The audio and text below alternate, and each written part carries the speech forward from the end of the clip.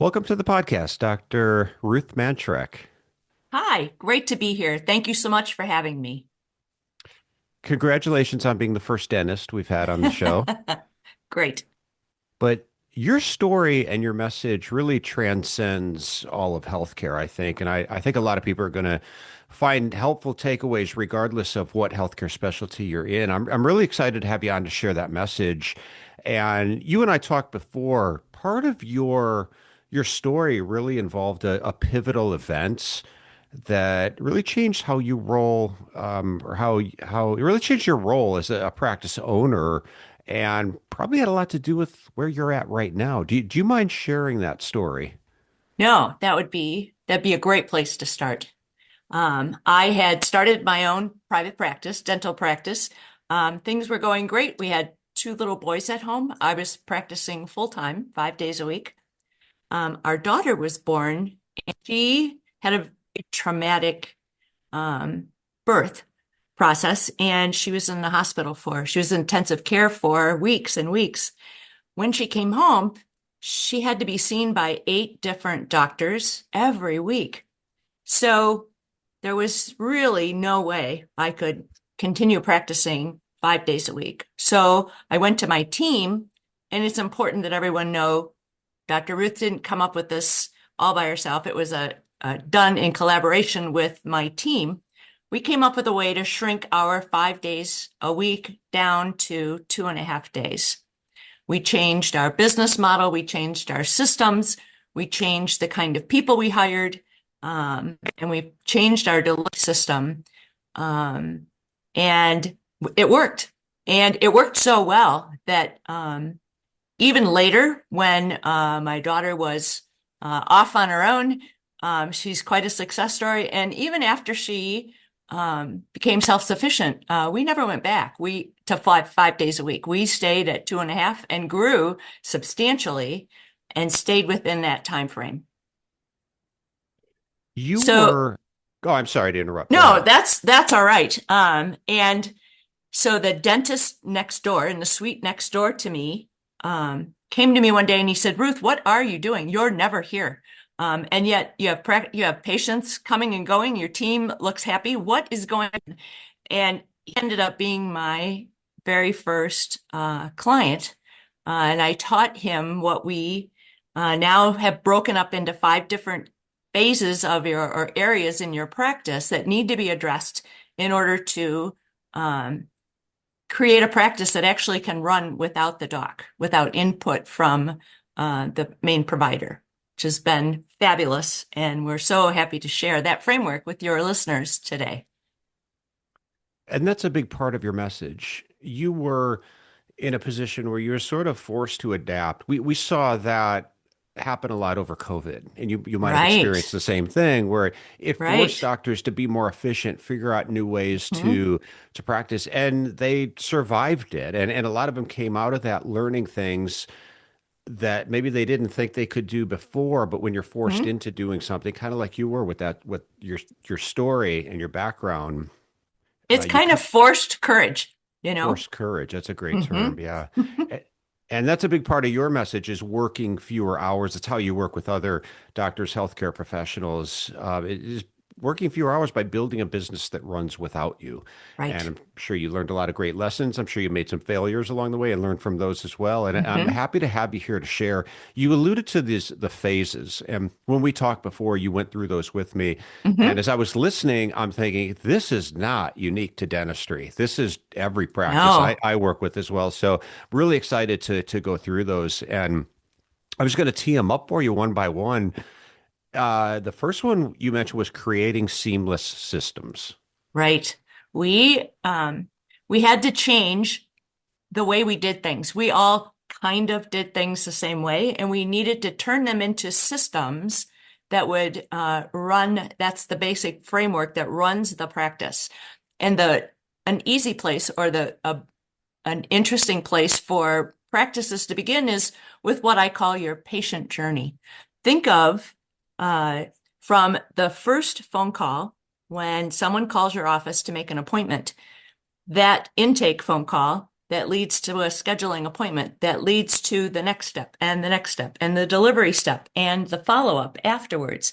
That entire patient experience, that patient journey or client journey in your practice, um, that's the best thing to turn into a system so that each step, like the intake, they know what questions are going to be answered. They know where the information will be put in your software, in your computer, however you handle that information. What is this is the part that practices stop short of. What is the emotion that you want your patient or client to experience in that particular step? So many times in your industry and in mine, when people come to us, they're a little flustered, they're a little panicked, they're in pain, something's happened, there's a crisis. So what can we do to bring that emotion back toward something that will grow the experience that the patient or the client has with your practice? So doing that for each step along the way, and then connecting those so that we call it the handoff, when whoever does the intake call then hands it off, so to speak, to the person who's responsible for the next step.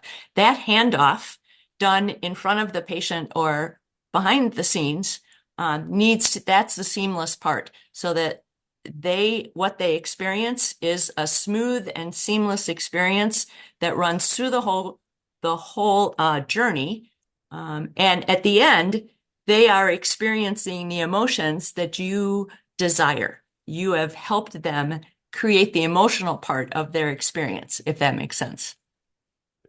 Yeah, I love the tie-in with emotion because it's such a big part of the patient experience. How do you direct traffic? Because as you know, it's one thing to have just a document or a standard operating manual or Sure. policy somewhere, but the execution part sometimes is where things kind of fall apart. So how do you make sure that you're taking these systems and making sure that the staff is consistently executing on them? So that's actually the next phase, is the communication piece. So how does whoever does that first step, how do they communicate to the next person? I'm done. This is all finished. Now it's your turn. That communication needs to be seamless. And that's the glue that holds all these pieces together. So whether it's a tag that trips in your software for your practice, or it's a physical piece of paper that gets handed from one person to the next. But that design of I'm responsible for this, and I'm also responsible for making sure the handoff to the next person is seamless, both for the next person and for the client that I'm helping. So that's a big piece of it. The other part of, because this built-in communication is the second stage that we go through, or the second thing that we look at, also revolves around, in general, how do you communicate? And I want people to know that having better communication doesn't mean more meetings. I'm not a big fan of meetings. So I like, for example, every morning in our practice, we have a standing morning huddle where we review today's schedule. We make sure we have all the lab work. Everything is present for the patients that are coming. We look for holes in the schedule. Who can we fill in those holes with? We look for patients who might need a little more hand-holding. Hand-holding is a big deal in a dental office. We have a lot of fearful patients, anxiety-ridden patients. So we always make sure we have a staff member available to help, to guide, to chat, to whatever the patient needs, someone there. And some patients require more of that than others. And then we look at the next day so that we're prepped, we're ready for the next day. That saves us untold quick little conversations that you would normally have to have from day to day in the office. We get it all done with everyone all there at the same time. So when we leave that huddle, we are good to go. The whole team is loaded, locked and loaded and ready to handle whatever walks in the door, because we know the status of the different parts of the practice that we talked about in that meeting. I like having the other kinds of meetings. I like our team meetings periodically to educate your team, to develop the culture of your practice with your team. Case reviews.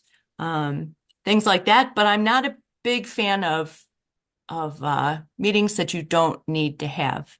The other kind of communication I love to see is to decide within your practice, say, let's say three different kinds of communication, and how do you want that to happen? For example, if a team member is going to communicate with a patient or a client, what kind of communication can that be? Could it be a phone call or possibly an email? I'll just give examples. I'll make things up. The second kind of communication is how do team members communicate with each other? Could be within a software. We have the ability to have little conversations between departments in my practice through our software. Or you might have a Slack channel. And then how the third communication is how are you going to communicate with the doc? Is it going to be through a Slack channel? Is it going to be physically going to the office and standing in front of her desk and saying, I need to talk to you?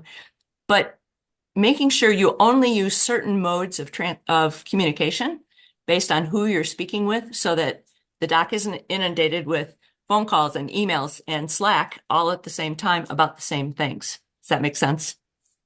It makes complete sense. And I hope people listening to this are starting to see the value of this as we tie it back to the original goal, which is not having to be there as often, assuming you don't Mm-hmm. want to be there. I always tell doctors, if you want to work 6 days a week, work 6 days a week. It's your call. But I don't hear that a lot, especially as people Yeah. get farther, they get farther into your Yeah. career. You're like, I don't want to be here at quite as much. Some don't want to see patients at all. They get to a point in their career. Others Mm-hmm. say, well, I just want to work have a better work-life balance, maybe work 2 or 3 days a week. So whatever your goals are, but I hope as people are listening to this, they are starting to recognize the importance of having systems and good communication in place is a Mm-hmm. great starting Mm-hmm. point for your ability to not have to be there all the time. I reference a certain type of business model a lot, and I put a caveat there because I don't think in my world anyway of Mm-hmm. independent eye care, we necessarily strive for the franchise model. We're very Right? focused on being independent. However, good franchises do something really well, and that's build systems. It's the only way that they Mm-hmm. can really create a model that they can replicate all over a region, maybe all over a country, all Mm-hmm. over the world, is there's a lot of consistent systems built in. So I always encourage the optometrists that I work with to at least look at that part of the model. How can Mm-hmm. you build consistent systems in place? And the communication is so important as well. It is. And I know there's a lot of pushback with docs about how much structure do I have to have. Um, I think entrepreneurs tend to be a little of the cowboy outlook on life, and we don't like people telling us we have to do things this way. But I encourage docs and owners to look at structure as something that permits you to have freedom to do, just as you said, whatever you want to do. If you want to work 6 days a week, go for it. You've got a practice that lets you focus on that because the practice runs itself. If you want to only work 2 days a week, you've got a practice that will support that desire of yours. If you just want to be the face of your practice in the community and not do delivery, direct patient care, that's fine. Having a practice that's set up with a structure gives you freedom to do that part instead of it being a tether that people think of structure as. Systems and communication, it really gives you a structure that enables you to have the kind of freedom that you're looking for. You started by saying I didn't do this by myself. I had the help of a team, which brings us to our Hmm. third part of this phase is we can't. We need help. I think when you first open up optometry practice, sometimes it's you and one other person. It may Right. just be you. You're the doctor, you're Hmm. the manager, you're the janitor, you're the accountant. But as you grow, and it's the only way to grow is that you need more help, you need more support. High performing team members, that's a third part of the phase. It is, and it's so important. I truly believe that your team members are the biggest asset you have in your practice. And I want to back up just a little bit. So I truly love one thing that I call the Henry Ford business model. Um, Henry Ford, as many of you may know, never graduated from high school. And yet he built this phenomenal empire. He knew one thing, he knew mechanics. And in order to build his empire, he surrounded himself with experts in all the areas that he didn't know how to do or didn't want to know how to do. So I love that model of the doc, the owner, focusing on the one part of the practice that they excel at, that they love to do, that makes their heart sing, and find experts, not just someone with extra time, but someone who's actually better at doing that thing than you are as the doc, you know? Then when you are grooming people into these experts or champions, as some practices call them, you need to grow them. You need to invest in your team. Um, think of it as twofold. One, how can you make them better human beings? How can you help them be successful as a human? One of the practices that I work with, they they brought in somebody from the bank to teach their team how to balance their checkbooks. Now that has nothing to do, it was a veterinary office, it has nothing to do with veterinary science, but it was encouraging their people to have a checking account, to have a relationship with a bank, and actually feel confident about what was going on, how to do that. So it's making people better humans, because then you have a staff of better humans working with your clients, which is always a good thing. The second thing they worked on is to grow them professionally, to invest in your people and find out what do they need to make them better at doing the job that they do, or to allow them to do their job better because they might need things that you are currently not offering them. So those are ways. The other piece that I think is really important is to build what I call performance, not performance. I call them growth conferences. The rest of the world calls them performance reviews. I don't like that terminology.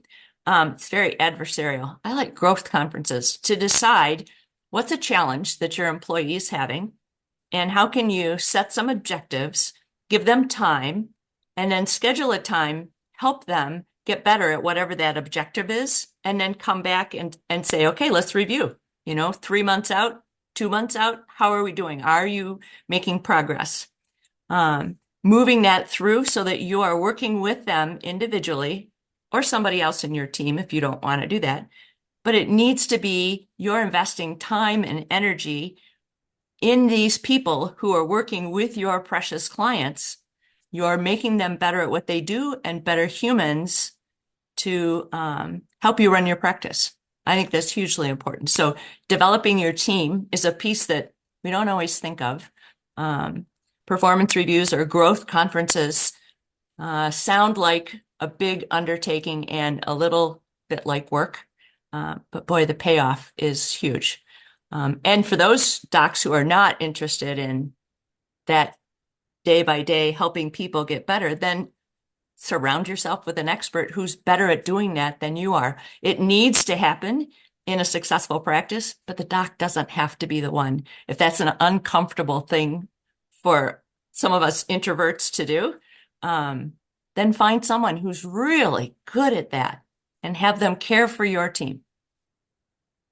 I have a couple questions on this one before we Yeah. move on to the fourth one, because I agree with you. I think it's your number one outset. Having a great team around you is an absolute game changer. For some practices, it's by design. Might never be perfect, but it's by design. Others Mm-hmm. sort of just passively stumble on it. And it's kind of lucky and Yep. like, okay, be happy now. But as soon as a couple of them leave and a couple new ones comes in, if you don't have systems in place that are really Mm-hmm. driving toward the kind of culture you want, then you really leave yourself exposed to things going sideways. But a couple of questions on this Mm-hmm. for doctors listening or practice owners listening and going, okay, great, develop the staff. Where do I find them? What does your recruiting process look like? So, I I love to go into the community and look for people and not use online places like Indeed or some of the others. I think there's potential human capital everywhere in your community. You just have to know where to find it.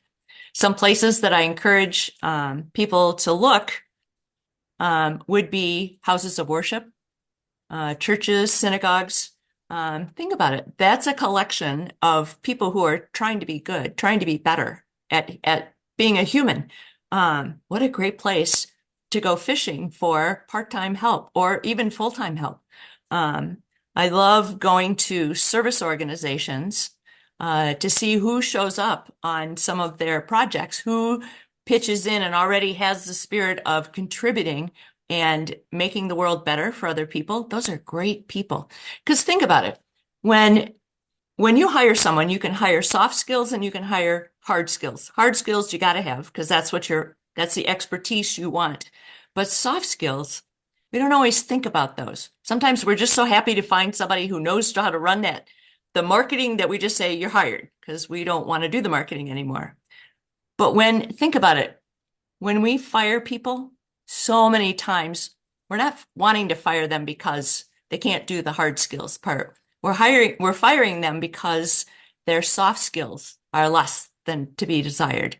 That's what disrupts our culture. That's what disrupts some of our clients sometimes is those soft skills that people either have or don't have.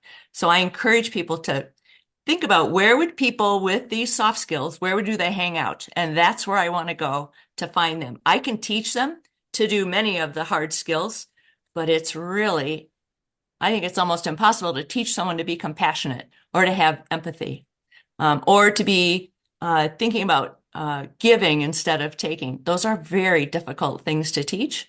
I would rather find those in the people first, and then make sure they have the hard skills that I absolutely have to have. I've heard people before take the approach of always be hiring. Now, Yeah. you may not need somebody right now, but always be in the mentality of building relationships, and you could always hand your card out. If you get I great service know. somewhere where that person Yep. isn't interviewing for a job, which we always show up bringing our A game to an Yeah. interview. So you're never quite sure if the person who shows up for the interview and makes an impression is going to be the same person Mm-hmm. that is working with you 3 months later, right? But when you get great Sure. service at a jewelry store, you mentioned a Mm-hmm. place of worship, maybe, or a service-based industry, a restaurant, your waiter or waitress, hey, there's no harm in making those connections. And if nothing else, it's a great compliment. If you ever find yourself looking for new work, we're always looking for great people. Who wouldn't appreciate hearing that? So there's that Exactly. philosophy of always be hiring, always have your sort of hand in the market because you never know when you're Mm-hmm. going to need somebody, and then somebody Exactly. quits and you're scrambling around and having to make a Right. quick hire, which doesn't always work out I well. like having a pipeline or a corral of people that I like those soft skills. I like something about how they work with the public. And I take note. We have a file on people who potentially would be a right fit for the culture in our practice. So I think that's great because you're just, it's not a one and done thing. And I do encourage practices when you go through your hiring process to make it more than just a list of interviews that you do. Put some, put something in your process that helps you weed out people who are just good at answering your questions. Put some scenarios in there, put some role playing in there, put a writing exercise in there, put something in there that causes them to think, to be outside of that actor, the playing the part of I'm a, a candidate, and put more of the real them into action in front of you and your team. It doesn't all have to be the doc. I like to bring team members in, have them take a candidate out for lunch, meet them after work, sit down, have a conversation with them, and then come back and debrief with me because they have a different perspective about would you like to work with this person or not? Ruth, what is your take on empowering employees? Because we talked before about building those systems in place, which I love, and it gives structure and it removes a lot of the chaos and uncertainty that drives employees nuts. Just Right. not knowing how to do your job, not having those structures in place. However, that can become so rigid that employees feel like they're sort of dominated Sure. by the rigidity of the systems. How do Mm-hmm. you balance that with giving your staff enough autonomy that they feel like they have some level of input and they have a voice in the practice? Sure. I see, I see this show up in practices where the doc has a hard time delegating. Um, and what they end up doing is delegating a task instead of delegating a responsibility. So if you delegate a task, you have thrown someone into the world of rigid SOPs, like this is how we do this is how we do this. But if you delegate the responsibility and then you follow it up with here's the authority to make decisions, here's the support that you need in order to accomplish those. But delegating responsibility to a person puts them in a different perspective in their own mind. Like, wow, the doc gave me responsibility to do this. Trust me to do this. Um, Not an easy thing for many docs. And I have to admit, I was one of those at the beginning because, somebody could die in my office. It could happen. So I have to be careful with my delegation, but it doesn't mean I shouldn't delegate and make it a responsibility that I'm delegating instead of just do this task. Does that make sense? It makes complete sense. And at the end of the day, all that really matters is the outcome you get, not necessarily how you Right. got there. So if you're clear on the outcome, then letting this well, here's the things I think you discover too. If you're willing to let the staff have a voice, is sometimes, believe it or not, they have better ideas than you do. They're on the front lines. They see the things, they hear the patient Mm-hmm. complaints, and sometimes they're just, if they're not given an opportunity to speak up, they won't. So just giving them the Mm-hmm. floor to come up with their own ideas and then supporting their ideas sometimes are better than yours. And honestly, sometimes they come up with the same ideas that you would have They, come up with, they but it feels do. like it's their idea. And great, give Exactly. it to them. Give it to them. And then because they own it, they got there. So in their minds, it's theirs. And that accomplishment is much better than being an obedient robot who did just exactly what you told them. And if you're uncomfortable as a doc or as a practice owner delegating a task or a responsibility to someone, it usually means that you haven't painted that extremely vivid and precise result that you want. So if you're feeling like, I don't know if I can trust the person to do this, it means you haven't explained the result well enough for them so that they understand the emotion that has to go into that. They understand the precision that you expect and that the clients expect and the other team members expect. So when I see docs who are very hesitant to let go of the reins, usually it's because they haven't described the outcome that they want adequately, so that there's less chance that the person's going to fail in getting to that result that they want, you know? And to anyone saying I don't have time for all that, I would counter by saying you don't have time not to do this because it's probably more work on the front end. A lot of times, being a leader, managing a team, building systems, communication, it's more work on the front end, but it saves you so much time on the back end and so many Right. mistakes and putting out fires. So that was great. We Let's move on to four. So far we've covered number one, the five part of the phase is create seamless systems. Two was build in communication. Three was high performing team members. On to the next one, which is, as you describe it, intentional culture. Right. Um, Not most practices that I've been in have what I call an accidental culture. And it's determined by the team member with the biggest personality or the biggest headache on the way into the office. So sometimes the culture in the office depends on the traffic that got people to the office in the morning. An intentional culture is where you start with your core values. And I know most people think of core values as like that's a plaque on the wall in the office. We came up with five big words that nobody really knows what they mean, put them on a plaque, and we never talk about them, but it looks good. I like to take those core values and turn them into identifiable behaviors so that when your team does these behaviors, they know they're demonstrating to each other, to you, to your clients, your core values in action. And when you start to get your team members and yourself to focus on those behaviors, those actions, your culture becomes real, becomes tangible. People can see it. They feel it better. And it's so much better than words on the wall that no one even thinks about. But finding those core behaviors and focusing on them intentionally and showing your team that yes, these really do matter. These are the behaviors that I'm expecting that we expect in order to have these core values that guide our culture, our business. Does that make sense? Yeah, and you used a keyword there was tangible. I think I read a report once Yeah. of uh, they interviewed employees of all kinds of different companies to Hmm. ask them what was the company mission from the mission statement. And the percentage of people that knew this was just extreme, like single digit low.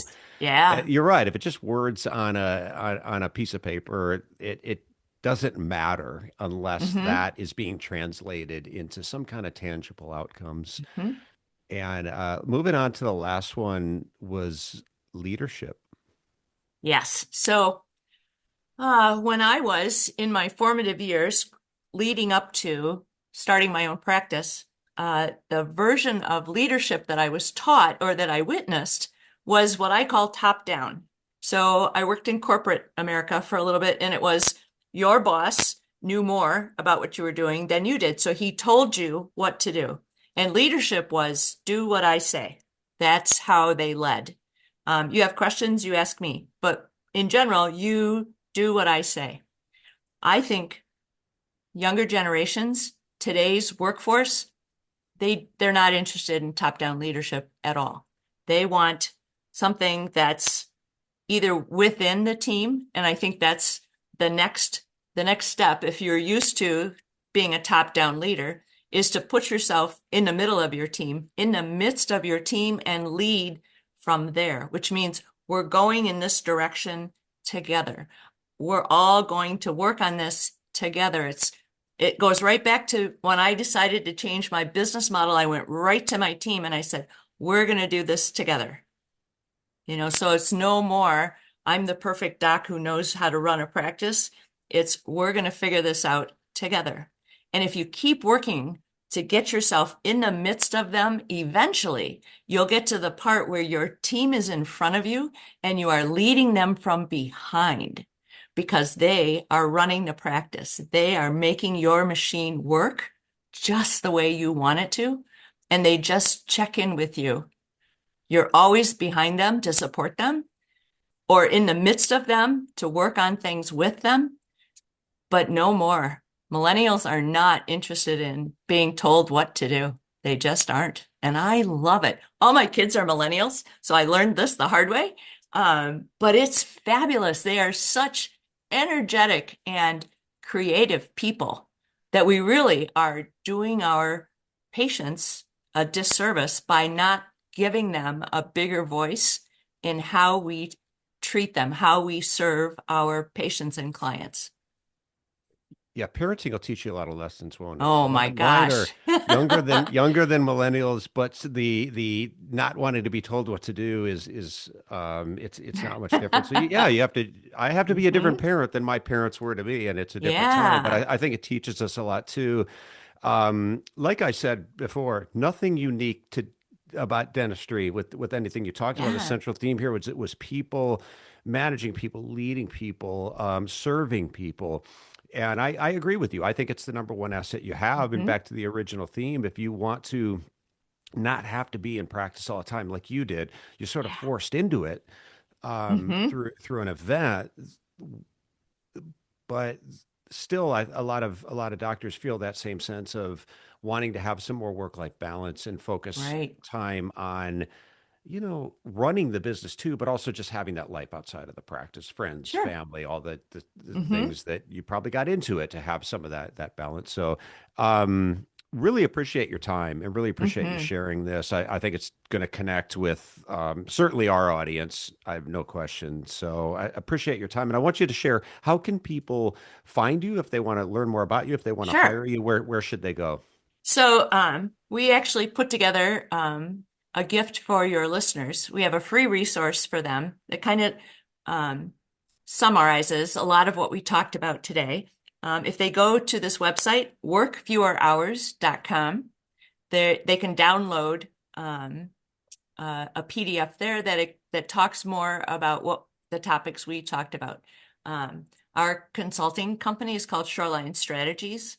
So we have a website for that too. But I think starting with the PDF is a great place to actually spend a little time, think about the things we talked about, how much of that is applicable to your situation, and what are the key points that are keeping you doing the things you don't enjoy doing or working in there too many hours. Dr. Ruth Mannschreck, thank you so much for your time. This was wonderful. Thank you so much. I've enjoyed it completely. Thanks. Thanks to Dr. Ruth, and thanks to everyone for listening. This has been great, and we'll see you all in the next episode.